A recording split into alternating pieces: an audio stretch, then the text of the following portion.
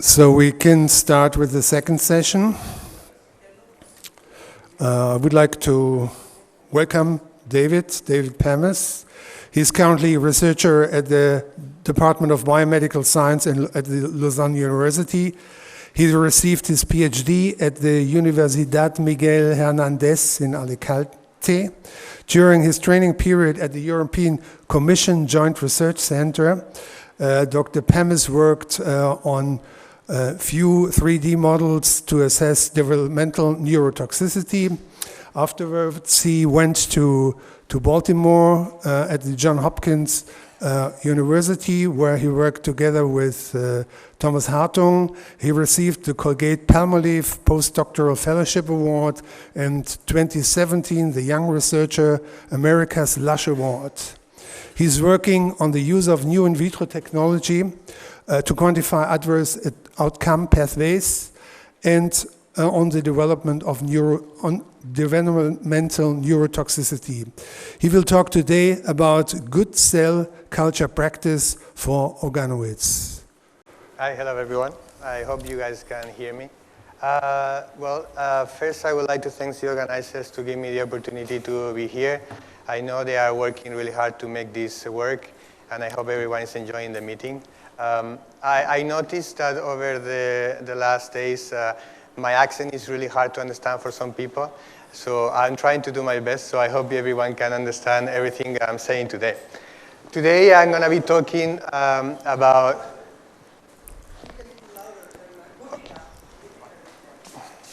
I will scream. Okay, so today I'm going to be talking about good cell culture practice. So unfortunately today I will not talk about my research. But if you were here on Monday, Thomas Hartung presented a lot of my work. But unfortunately today I'm going to be talking about some of the activities that I do together with my research. So today we are going to be talking about good cell culture practice, and sometimes I feel that when I do this presentation in some meetings, I feel I am screaming in the ears of like some scientists, like, you have to do this, you are doing something wrong. But actually, don't take me wrong, what I want to show you here is some examples of bad practice and what are the tools that we can use to improve this practice. So basically, good cell culture practice is a call from the scientific community to try to develop minimum standards for cell cultures and tissue cultures. And that is with the intention to facilitate good data and also to increase the reproducibility of this data.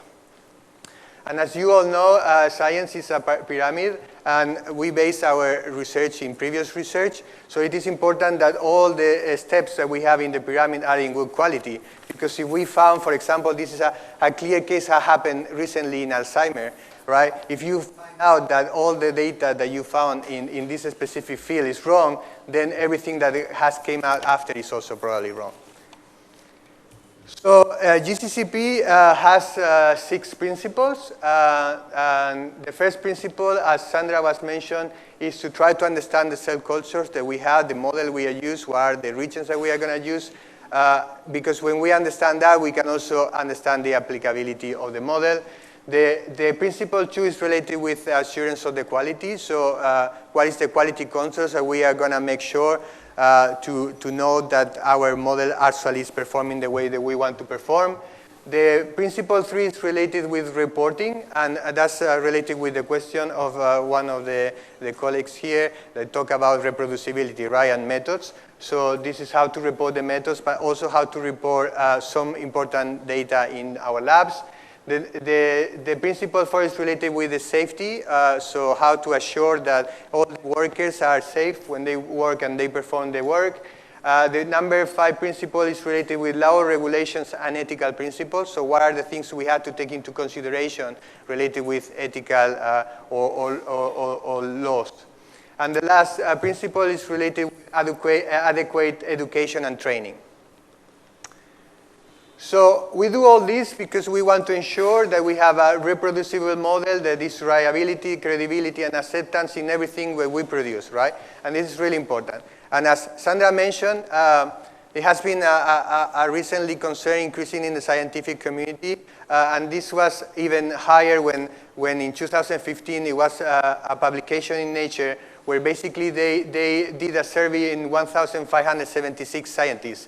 And what they found, between other stuff, that more than 70% of the researchers that have tried to and failed to reproduce another scientific research, and half of them even have issues to reproduce their own research. So meaning that we are doing something wrong because we cannot reproduce the research. And as I mentioned before, because scientists building at this pyramid, if we cannot reproduce the research, we cannot use to keep growing in the science. And recently, because of this concern, right, people say that it's a crisis. Some people, it doesn't want to mention that it's a crisis, but it's obviously a problem. After that, it had come another publications, especially in the cancer research. And they did extensive research that takes over 8 years, and they tried to replicate the most influential preclinical cancer research, and they found only 11% reproducibility on these assays. And there has been also other studies showing that 40% of the oncology studies funded by NIH were unclear and ambiguous. So basically, the methods were really bad and impossible to reproduce. So this is getting more and more unnoticed in the scientific community, and people are starting getting a little bit scared to what everything we are doing maybe is wrong, right? And if we think about it, this is also related with money, and science, unfortunately, is very linked with money because we need the funding, right, to produce the data. And accordingly to a study that was published in 2015 in PLOS Biology, they did an analysis, and they think that the prevalence of irreproducible preclinical research has a cost of 28.2 billions. Okay, so imagine we are basically wasting money in research that cannot be reproduced, and it will not be possible to use in the long run. So what are the reasons for this? And obviously there are many reasons, and one is the methods that has been already mentioned, but also it's related with culture in science. So unfortunately we have a lot of pressure to publish in science, and people have called this hyper competition, where we try to publish really fast, we want to be the first. And sometimes because we do that, we also lose a little bit in quality. There's also a selective reporting of results. So sometimes we say, okay, we had 3 experiments, 2 were exactly what I want, 1 no, so maybe I will just publish these 2. And then all this data is never published. There's also a lack of understanding of fundamental statistic principles, and I could go over many slides with that because it has been several studies showing that most of the statistics in most of the papers are wrong. And obviously, there is sometimes insufficient mentoring from senior scientists. Sometimes we are a really long group, and it's hard to keep track of all the students, but that brings a lot of problems in terms of data quality. And we talk about materials and methods, but today we are also going to talk about poor practice. So poor practice also can bring to erroneous data. And it has been a publication also in PLOS Medicine in 2005, where I think it's a little bit exaggerated, but they calculate that 50% chance that the results in any random choosing scientific paper are true, meaning that half of the papers, half of the data we find in papers are false. I think this is a little bit exaggeration, but imagine if we have only 30%, or if we reduce the number, even if it was 15, it will be extremely, extremely bad, right? So before I start, I always like to show these videos. I'm pretty sure everyone can see what is this. This is a heart, and you can see that it has like really complex structures. If we move into one classical model for heart, this is iPS-derived cardiomyocytes, right? And I'm pretty sure everyone in the audience can feel the difference, right? It's not that one video is in color and the other one is in black and white. There are other differences that we can clearly see, right?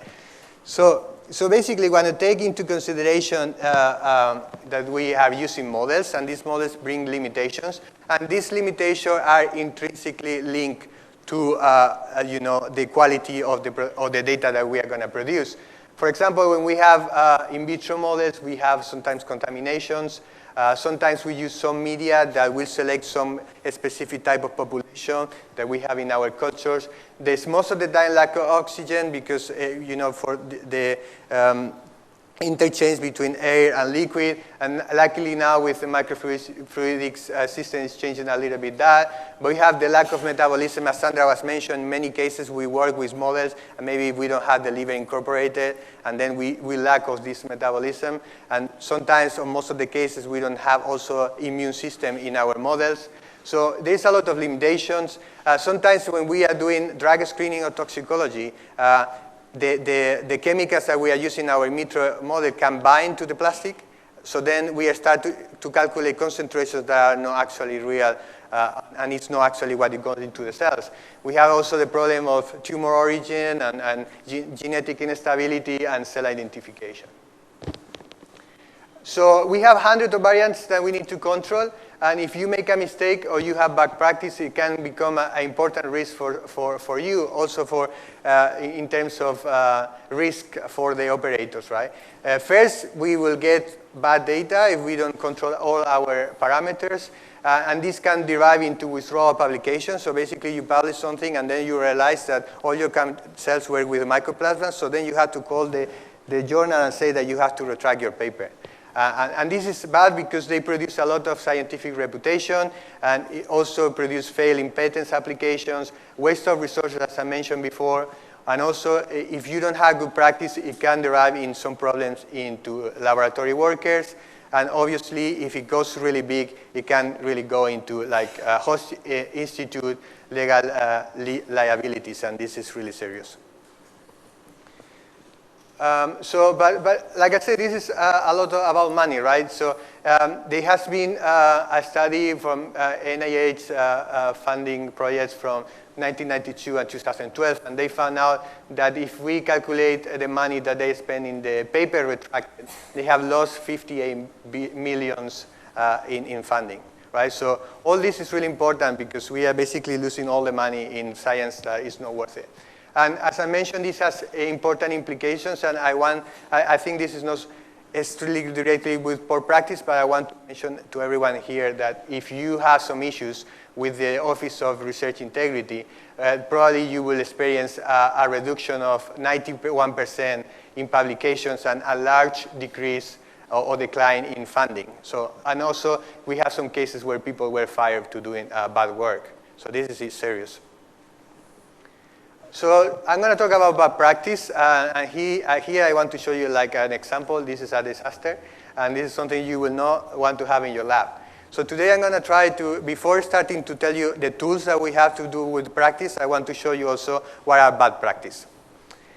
So the most famous bad practice is microbial infection, and I think you guys all know. I don't have to go to this. I'm pretty sure some postdocs here open the incubator and smell and say, okay, I know, this is Streptococcus, gram-negative, and you can know everything, right? But like bacteria is not the big issue, right? The big issue because you can detect it easily. The problem is when you have something like this. This is a mycoplasma. And here I just want to show you, this is an electron microscopy picture of mycoplasma attached to the membrane of human fibroblasts. This is really, really small. This is impossible to see by eye unless you are Superman. So mycoplasma has shown to produce genetic instability, transformation, changes in physiological function, and also virus susceptibility. So basically it's changing your cells, how they are going to act. And mycoplasma has been a really, really important issue, and I will show you some examples now that I hope I can scare you. If we talk about general contaminations, it has been several studies, and this has been done with several banks and cell lines. This study was done with fibroblasts and keratinocyte cell lines, and they found that 32% of the cultures that actually they were using were contaminated. And they found that around 80% were mycoplasma, 8% fungus, and around 6% bacteria. And it makes kind of sense, right? Because one is easy to detect by eye. The other, and as soon as you get more difficult to detect, then it's more hard to avoid it. And then there was another study in 2005 where they took 2 years. They studied a bank for 2 years, and they found around similar percentage, right? 39% of the cells were contaminated. If you check 80%, almost 90% mycoplasma, 8% fungus, and 4% bacteria, right? So it's quite similar, and this is over several years. And it has been also some studies more specific with mycoplasma, and this was done by FDA, and they did basically, they studied more than 3 decades, and they studied 20,000 cell cultures, and they found that around 50% were contaminated by mycoplasma. So again, similar numbers, right? There is also other studies where they took 301 cell cultures from 15 laboratories, and they found again a high mycoplasma contamination.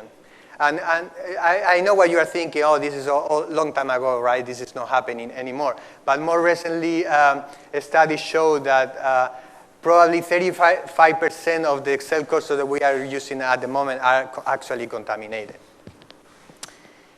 And what are the main common ways to get this contamination? And specifically for mycoplasma, it has been some studies showing that most of the time when we get mycoplasma, it's coming when we get a bias from another laboratory. But also, it can become from the operator, from our skin, if we don't clean, we don't have a nice hygiene when we produce these experiments. It can come from regions from animal origin, or if we use primary cultures. And something that I still cannot believe, but there are several studies showing that mycoplasma actually can be transmitted through liquid nitrogen. I don't know how it does it, but apparently this is something that can happen. So please check your mycoplasma. This is really important. The other thing I want to talk today is about misidentification. So basically, when we are working with a cell line, and then we realize after a few years that actually it was a different line. And I know it sounds silly because we think that we are working with the line, or maybe we get a line for a bank or from a colleague, and we think that we are sure what we are working for. But I'm going to give you some examples, and you will see that it's not always so clear. So misidentification has been increased over the years, and that makes sense because now we have the tools to identify the cells, and before it was basically by eye. But now we have short tandem repeat DNA profiling, and with that we can see how now we can detect this misidentification, and now we are starting to see all these problems. I just want to show you only one study, and this was done was published in 2017, so not so long time ago. They did 22 institutions, and they studied 278 lines. So from this line, they found that 46% of the lines, so almost half, were cross-contaminated or misidentified. So basically meaning that the cells were not what they thought they were, or they have other cells also together. Imagine you have a vial of iPSCs, but then you also have ELA cells in the same vial. They found out that this is like kind of funny, but also kind of sad, that 60% of these misidentified cell lines actually were contaminated by ELA cells. So basically, they were having ELA cells in all over the place. And I know you're thinking maybe, oh, you know, maybe China, they don't have the right controls. Maybe they have a mess. But actually, this happens all the time also in Europe and in US. We have the luck to have a Glenn Stacey that is from the UK Stem Cell Bank. And he has given us also some examples in Europe where we have misidentified some of the cell lines. I want to show you, if you are interested in to understand this STDR DNA profiling analysis, I recommend you this paper. I think it's quite good, explain everything about the technology in case you want to move for that, but I also companies that do this.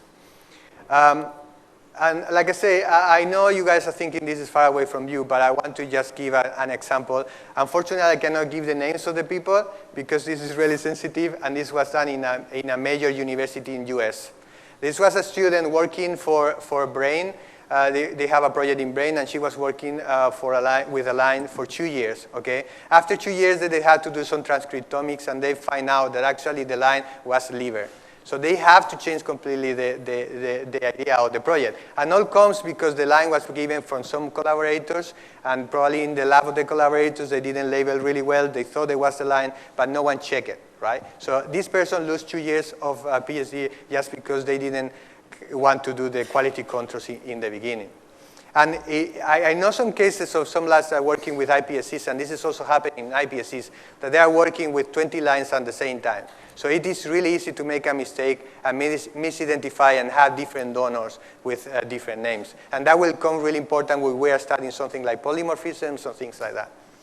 I also want to talk about genetic instability. We all know how unstable is the tumoral cell lines, and that's why people are trying now to move into stem cells. This is the karyotyping of ELA cells, and you can see that it's quite far away from what we were expected in humans, right? We have so many chromosomes, duplication, and so on. But I want to mention that this is something that is happening also in iPSCs. We now know that reprogramming somatic cells into iPSCs produce some genomic aberrations, can be in different ways. So sometimes imagine you want to get a donor and you want to have a specific line with a specific mutation, maybe because there is some chromosomal deletion of a specific part, especially in the mutation that you want to study, and you will never be able to use this for your project. So it's something to take into consideration. And the last thing I want to talk is about reporting. This is a slide that I took from Tracy Weisgerber. She has a lot of experience in protocols and methods. She has done many studies. And it has shown that basically when we are performing our protocols, in many cases we don't do it in a proper way. And especially this is related with citations. And I want to talk about this because I think it's really funny in this case. We have this guy that was looking into reproducible publication. And he went to the publication. It says, devices were fabricated as previously described in reference 8. So he got to reference 8, 2015. The devices were fabricated as previously described, reference 4. So he got to reference 4 and again the same thing. So in the end, he got to the original paper. And in the original paper, it says, devices were fabricated with conventional methods. So basically, he was moving from paper, impossible to find the methods at all. And this is something that happens all the time. I don't know if you have had this experience, but we were recently trying to do thalamic organoids and trying to figure out what is the best protocol. And we found many times this situation. And sometimes you have a protocol that is not well described and say, no, you go to the next publication. And the previous publication is even worse. So it's really hard to do that. And as I mentioned, Sandra, Sophia Leite at the European Commission have started a new initiative. And this is in order to try to improve methods and protocols that is published now in Science. So I'm part of this also as a coordinator. We have people from different journals like Nature Protocols. We have people from EMBO, actually. We have also people from funder bodies like Horizon H2020. We have several scientists. And the idea is to try to put all the ideas together, try to see how we can improve this specific part of reporting. And unfortunately, we don't have a name yet. We are voting now, but soon we will have, probably will be Dynamic Maps, the project. And the idea is to try to see, is it publishers who has to put the pressure in scientists? Is it the funders? How we can do this to force kind of people or incentivize people to do better protocols? So I think I have convinced you about some of the issues, and now I want to talk about what we are doing, try to improve this and how to solve this. And I'm talking this is for academia, it's in academia context. Actually, if you go to industry, it's much harder than this, okay? So then you should go to GiveImp or OECD guidelines, things like that. This is more for academic context. So GCCP has been around since 1996, and there has been several meetings where they were raising the concern about having a guidelines. And finally, in 2005, there were this task force to try to develop a guidelines. And this was published, as Sandra mentioned, already in 2005. And you can go and have a look if you want.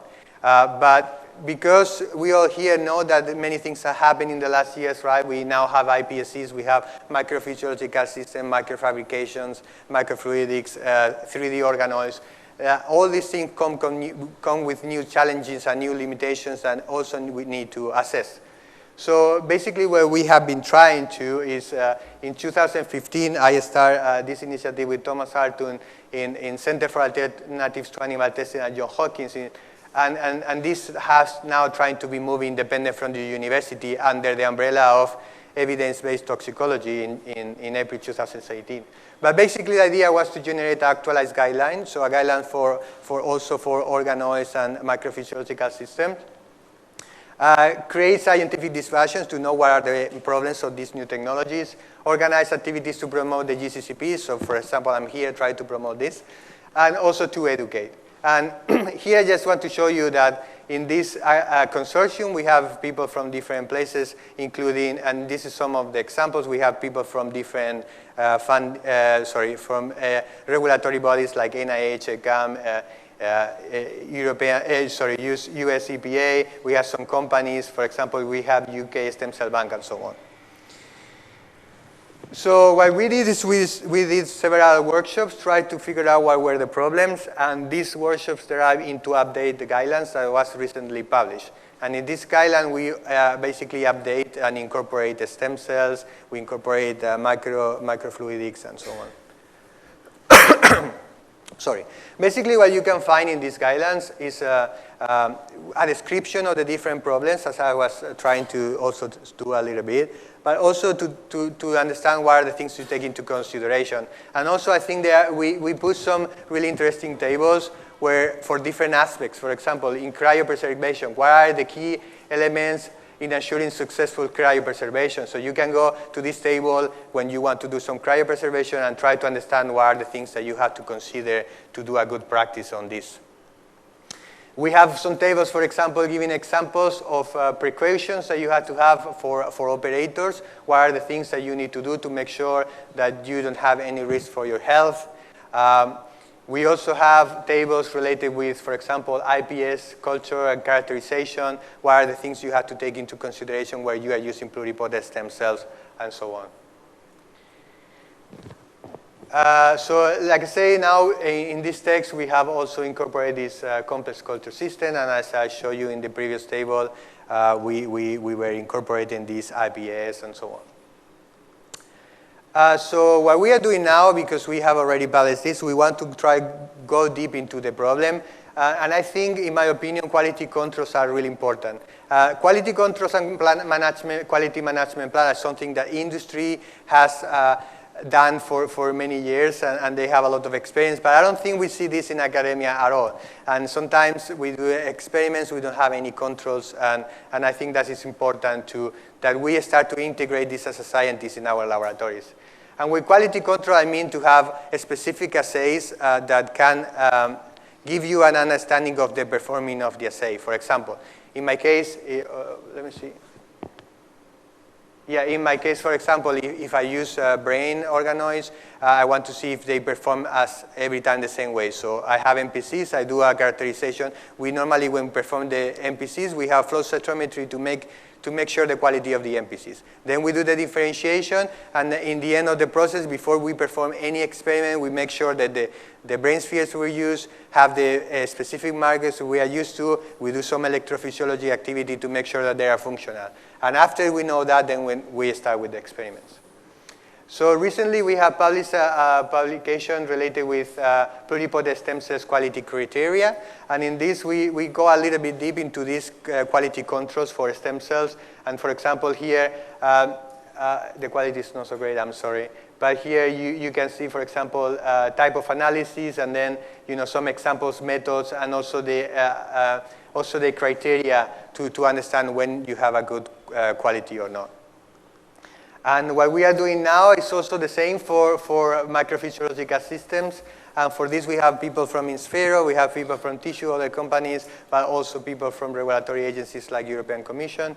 And the idea is to try to do the same thing for organoids, so organoids and microfluidics. So we have some tables related with microfabrication, where you have the different quality controls that you will need to perform in materials or in bubble traps, or, for example, the membranes. We have some tables related with organoids, for example, for different organs. If you do a brain organ, what are the typical functional endpoints that you need to measure to make sure that the quality of the model is appropriate for what you are trying to do.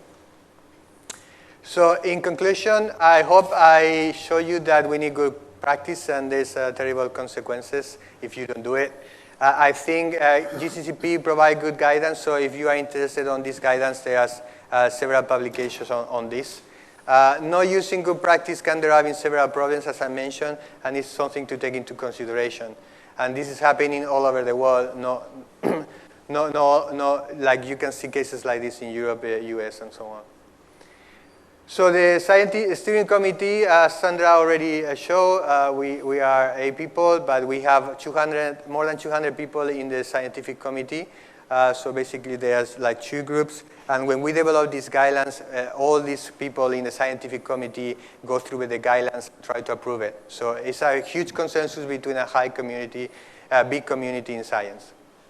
The last thing I want to mention is if you want to go for more GLP, this is like let's say the old brother of GCCP. And if you want to go to a really in detail and you are more in the industry, this is probably the guideline that you are looking for. This is really, really detailed, and you can see, obviously, in academia, sometimes we cannot do this. It's too expensive for us. But, so obviously, GCCP tried to be a little more, low down a bit the requirements, and this is quite expensive, though. So if you have the money, I would recommend to go for this, and the patient. So you can go for this. And the last thing, because I mentioned I'm a guest editor of Organoids, a new journal from NDPI, and I mentioned I was coming here, and they told me that I can offer to all of you attending this meeting 50% discount in any publication related with organoids that is sent by the end of the year. So if you are interested in that, let me know, and we can give you a discount for this.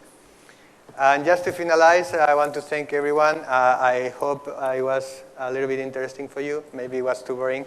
But I'm happy to answer questions. Also, if you have some comments, I would like to know your opinion.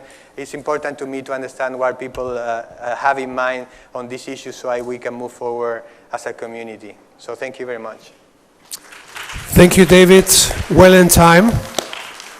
This question. Colleague who's sitting there, we had been working on identifying some antimicrobial compounds, and we screened it on some bacteria. We worked on it for 3 years, identified the compound, characterized it, did a lot of mass spec, everything. So you can imagine a lot of money went into it. And then we found out that it's not the bacteria that we were targeting.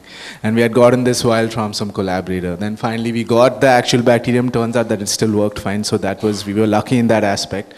But yeah, we have faced this in not very long back.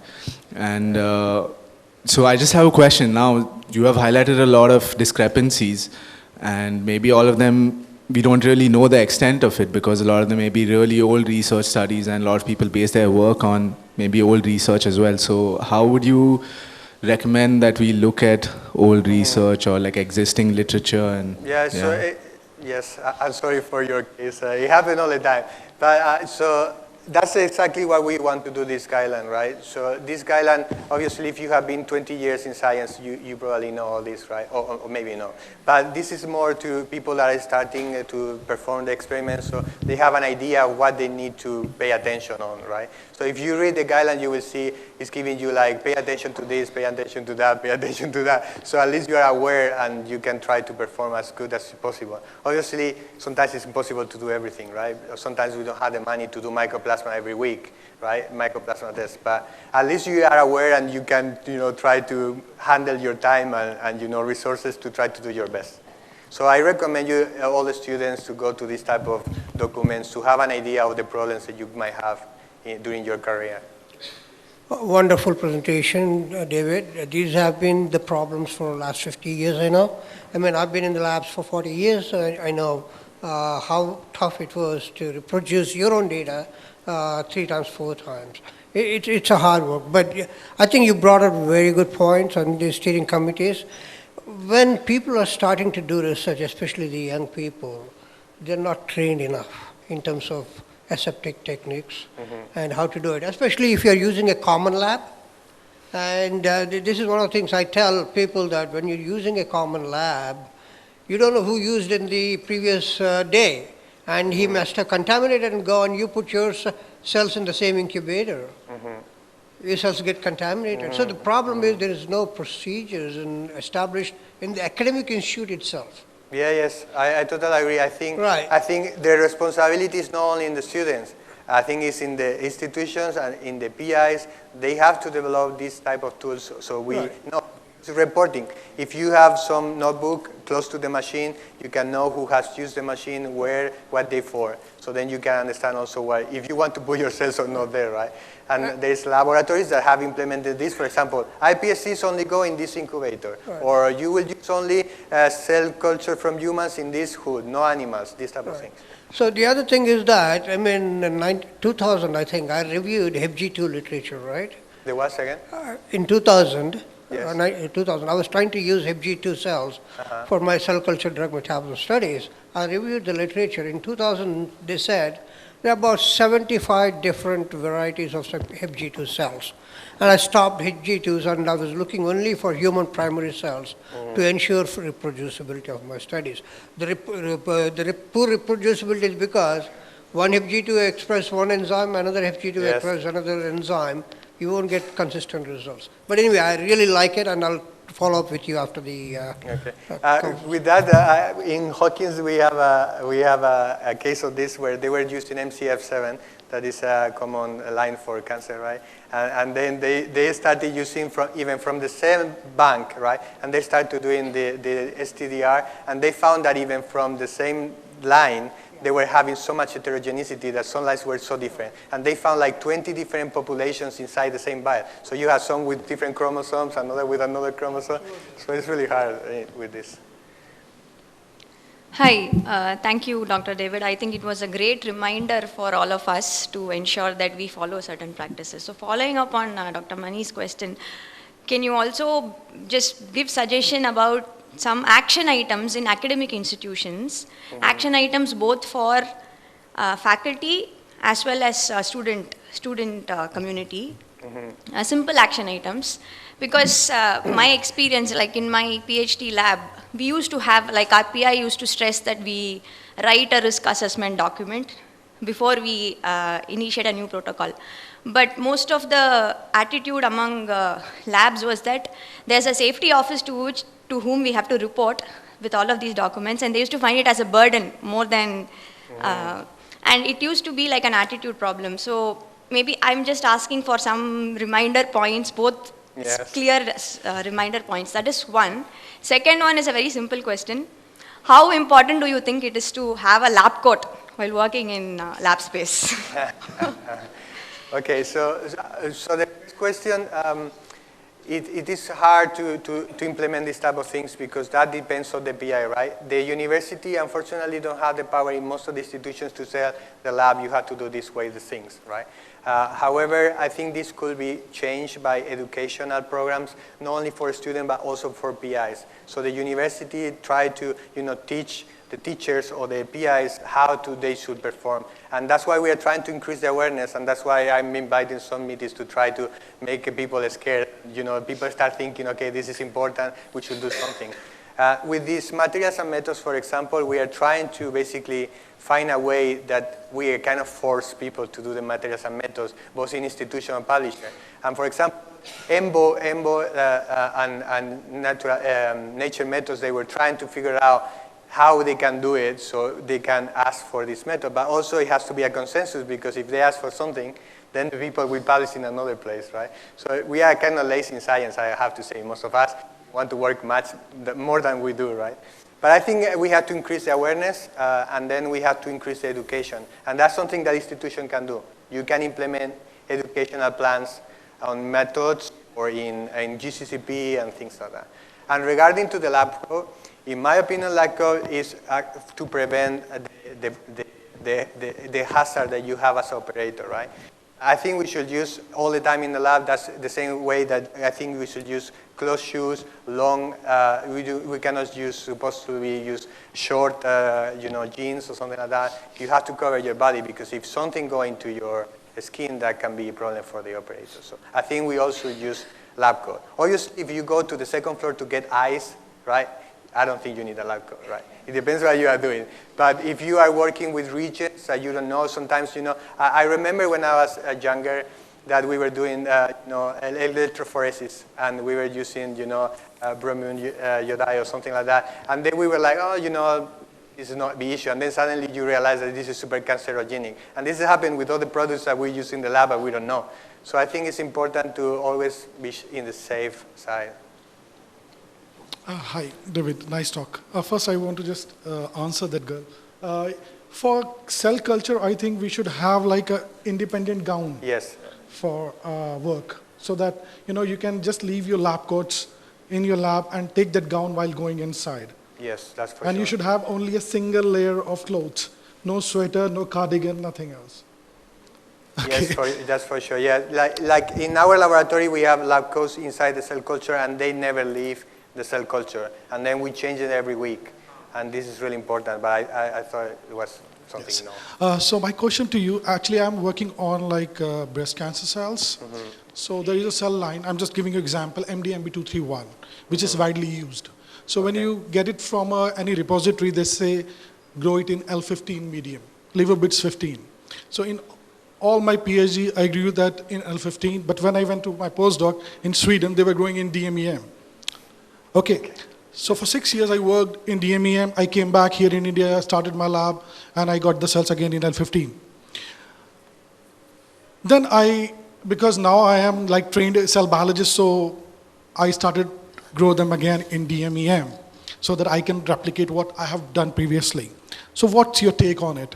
Because people are doing that. DMEM is like a very common medium, and then they don't want to actually use 4 or 5 mediums, so they try to adapt their cells in the different medium. Yes. I think, like Sandra mentioned before, the important thing is to know the model, right? So if you are going to change something from a protocol that was established maybe for the suppliers, you have to make sure that it doesn't change your cells, right? So if you want to change to the MEM, you have to characterize again the cells, make sure they perform in the same way. If they do so, I will not see that it's a problem. And actually, I saw, like in stem cells, we have this MT-cell plus one, whatever, and then it's super expensive. So people try to do, the recipes at the lab and so on. And for one side, it's good. On the other side, I have to say that when you are using commercialized products, it helps a little bit with standardization of the protocols, right? Because you trust that the company has the quality controls and that you will get a product all the time the same. That is not the case sometimes, but at least it's more secure than. I'll just add. So we have time point. for 2 quick question and answers. We can talk it later. This is not a question, it's just a point. More than the medium, the source of the serum that is used to culture the cells is extremely important when you're carrying out any kind of physiological experiments. I think everybody, please take a note of that. I think lately we are kind of moving a little bit away from serum in some fields, at least. For example, in iPSCs, there's less and less. But I agree with you. Serum has been an issue, and we have Gers Horla in our scientific committee, and he has published many publications related with the issue with serum. And not only by definition, it's not clear what you have in every time you have the serum, but also in ethical problems. And they have shown also, like when some people died when I was in Spain, they were buying like a lot of the same serum, so they know that doesn't change, over lots when you have an experiment, because that can vary a lot of the growth factors or things like that, and obviously the performance of your experiments. Don't go for the cheaper serum source. Next question. Yes.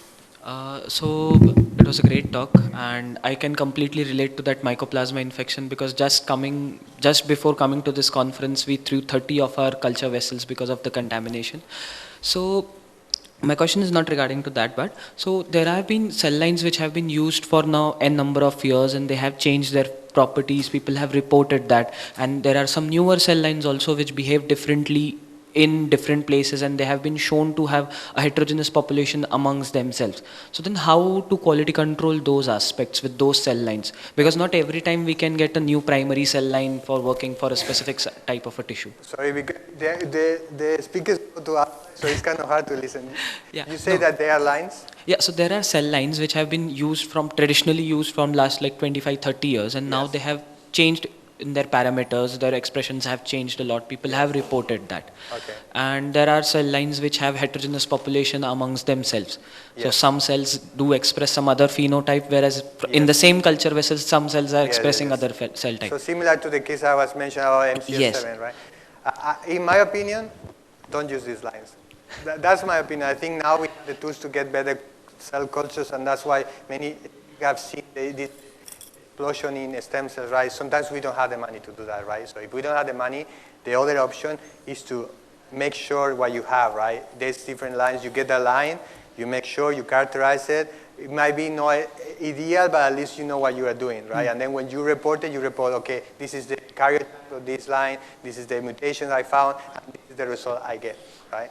But I think nowadays we can find better sources than tumorigenic lines. If we possible can, let's try to get the better lines. If not, characterize really well your line, so at least you know what you are doing, right? Yes, thank you. Thank you very much, David. That was very helpful.